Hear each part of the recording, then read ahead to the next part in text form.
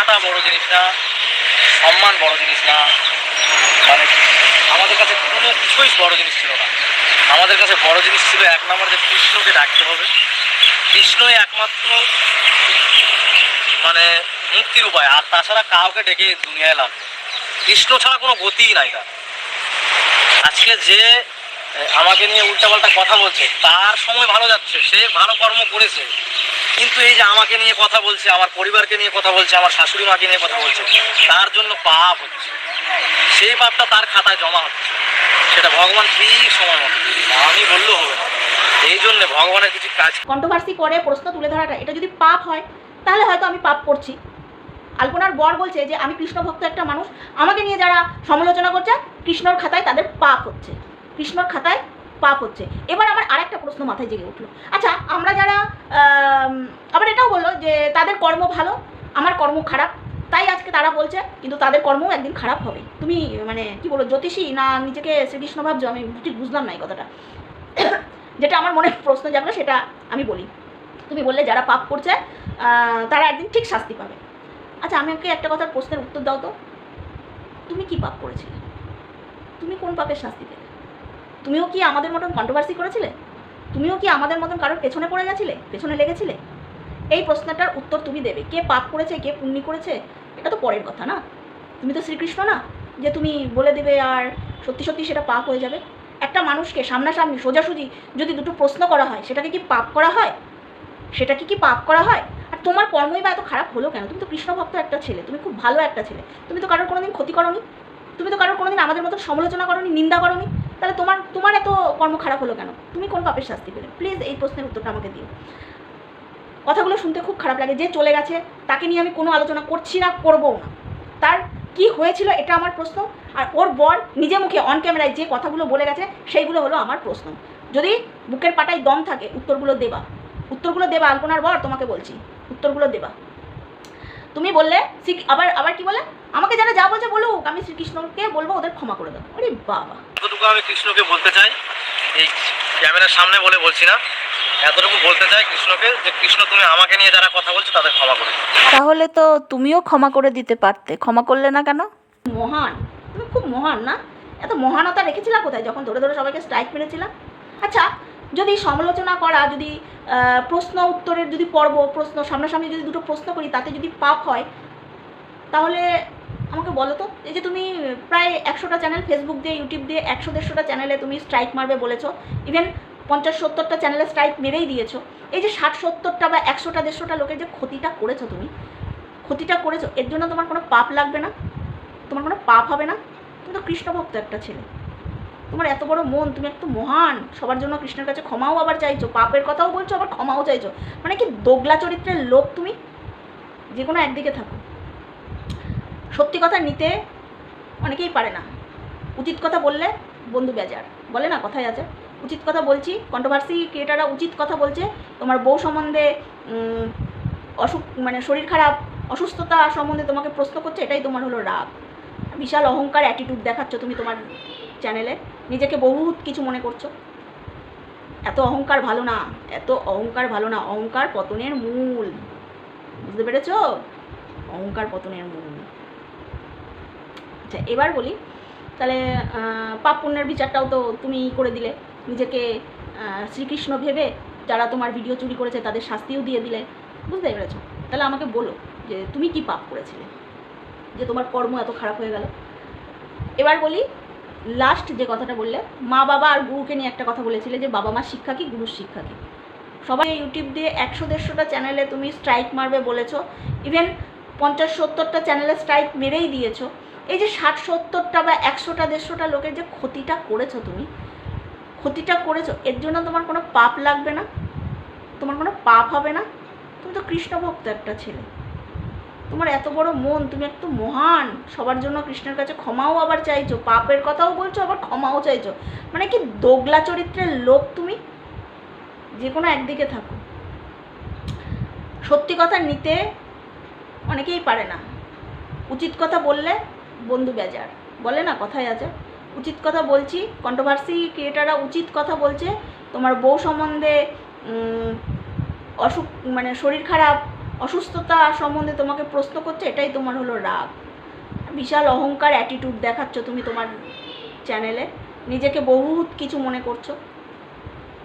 এত অহংকার ভালো না, এত অহংকার ভালো না, অহংকার পতনের মূল, বুঝতে পেরেছো? অহংকার পতনের মূল। আচ্ছা এবার বলি, তাহলে পাপ পুণ্যের বিচারটাও তো তুমি করে দিলে, নিজেকে শ্রীকৃষ্ণ ভেবে যারা তোমার ভিডিও চুরি করেছে তাদের শাস্তিও দিয়ে দিলে, বুঝতে পেরেছো? তাহলে আমাকে বলো যে তুমি কি পাপ করেছিলে যে তোমার কর্ম এত খারাপ হয়ে গেল। এবার বলি, লাস্ট যে কথাটা বললে, মা বাবা আর গুরুকে নিয়ে একটা কথা বলেছিলে যে বাবা মার শিক্ষা কি, গুরুর শিক্ষা কি। সবাই আলপনা যে স্কিপ তৈরি করতে পারতো, তুমি বললে আলপনা কোনো স্কিপই তৈরি করতো না।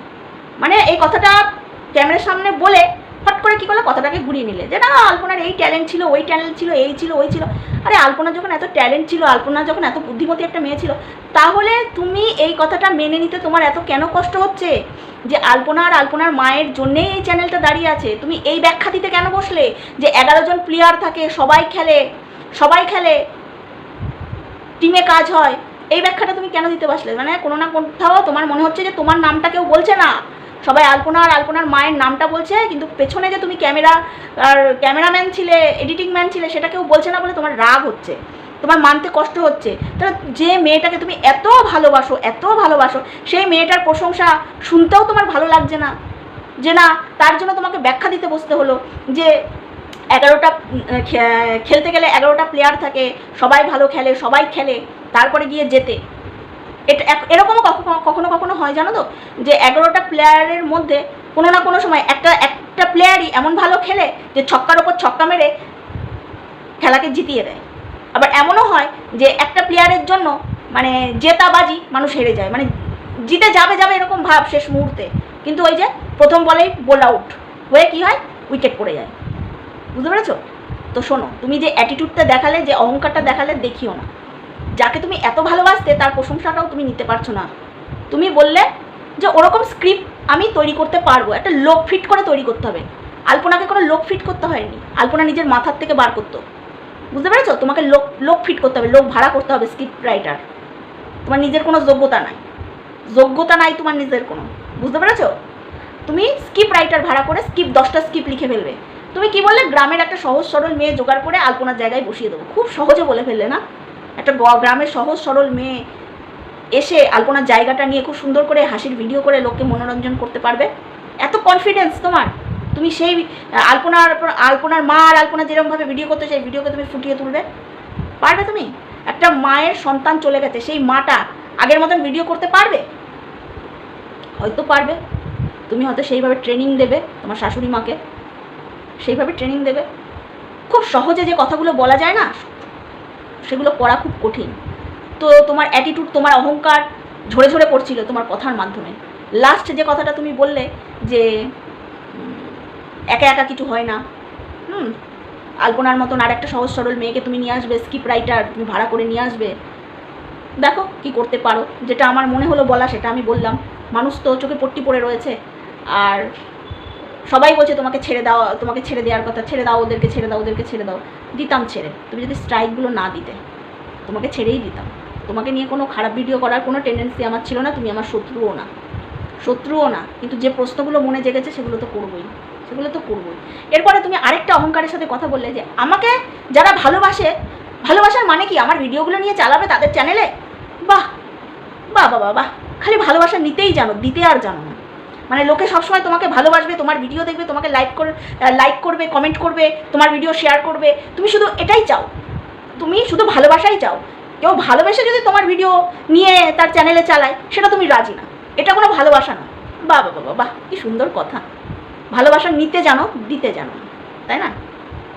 এটাও বললে তোমার মায়ের সঙ্গে, তোমার পরিবারের সঙ্গে আলপনার সমস্যা ছিল, প্রবলেম ছিল, তুমি এটা ভিডিওতে বললে।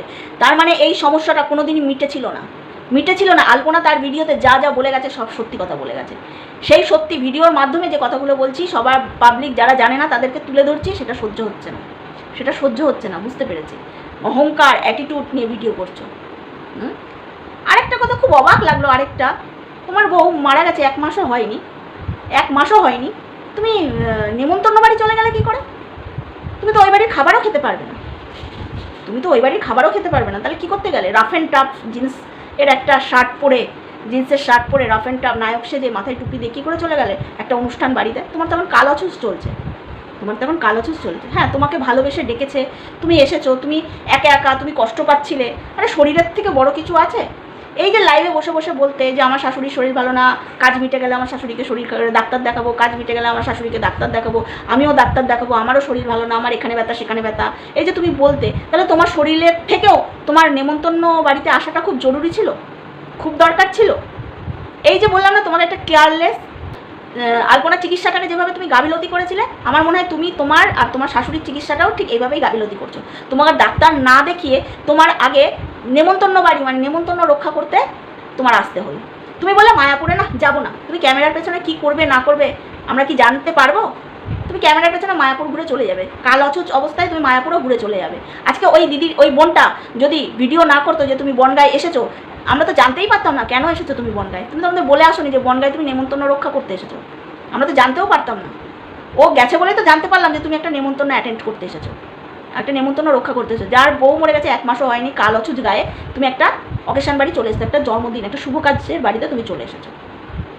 সব মানলাম, তাও মানলাম যে তুমি চলে এসেছো তোমার মন ভালো করতে, তোমার কষ্টটাকে ভুলে থাকতে, সব মানলাম। তাহলে এই যে এত এত মানুষরা বলছে শক্ত হও, ভালো হয়ে যাও, কষ্ট থেকে বেরিয়ে এসো, নিজেকে শক্ত করো, পাবলিকের কথায় তার মানে তুমি নিজেকে শক্ত করছো না, নিজেকে ভালো রাখছো না, তুমি নিজের জন্য নিজেকে ভালো রাখছো।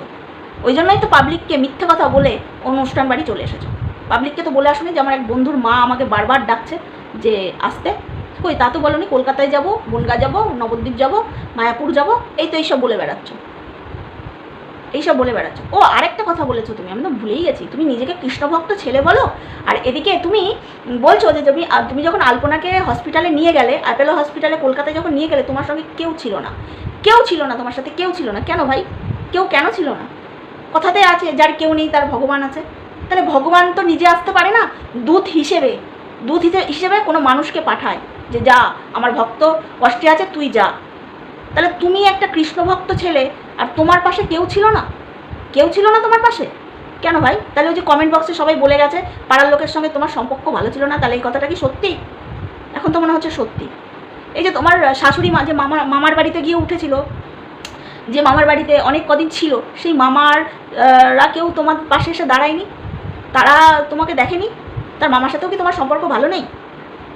হ্যাঁ, তাহলে কিছু কমেন্ট এই যে কমেন্ট বক্সে আসে, আমার মনে হয় সেটাও সত্যি। তুমি এমন একটা অহংকারী ছেলে, এমন একটা মানে কি বলবো, বদমেজাজি ছেলে তুমি।